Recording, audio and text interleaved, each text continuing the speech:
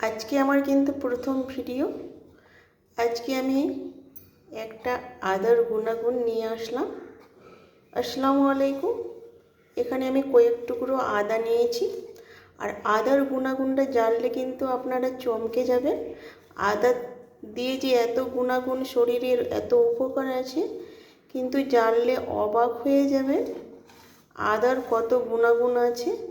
আর না জানলে কিন্তু বন্ধুরা জানতে পারবেন না আদা থেকে যে এত সুন্দর উপকার হয় শরীরে, অনেক কিছু রোগ থেকে মুক্তি করা যায়।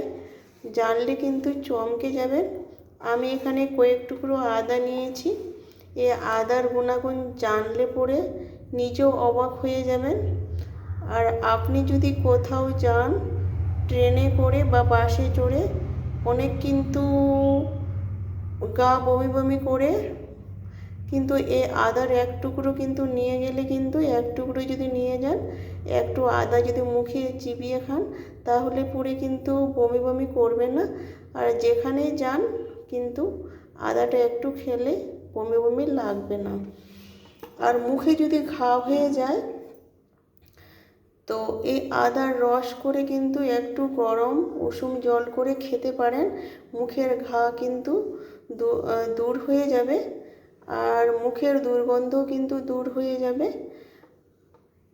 আর শরীরে যদি কোথাও যদি মাংস ব্যথা করে, তাহলে করে এই আদার রস খেতে পারেন। আর গ্যাস, অম্বল, বদহজম থেকে দূর করতে পারে এই আদার এত গুণাগুণ আছে কি বলবো বন্ধুরা। আর জয়েন্টে যদি ব্যথা করে, তাহলে পরে এই আদারটা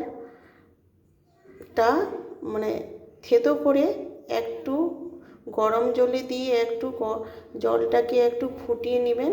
আর সে কাপড় দিয়ে কিন্তু জয়েন্টে ব্যথা থাকলে পরে ওটাকে কাপড়ে সেঁক দিবেন, জয়েন্টের ব্যথা কিন্তু ভালো হয়ে যাবে।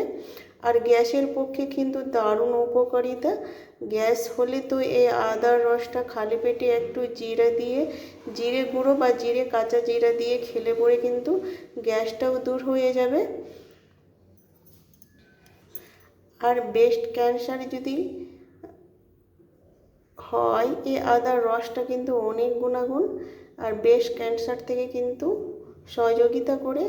আদার রসটা যদি আগে থেকেই খেলে পরে কিন্তু অনেক উপকার আছে। ক্যান্সার দূর হবে, কোষ্ঠকাঠিন্য দূর হবে।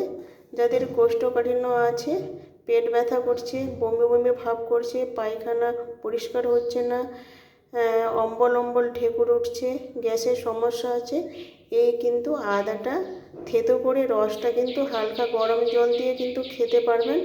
একটু কাঁচা জিরে দিয়ে দিবেন। এই আদার অনেক গুণাগুণ বন্ধুরা।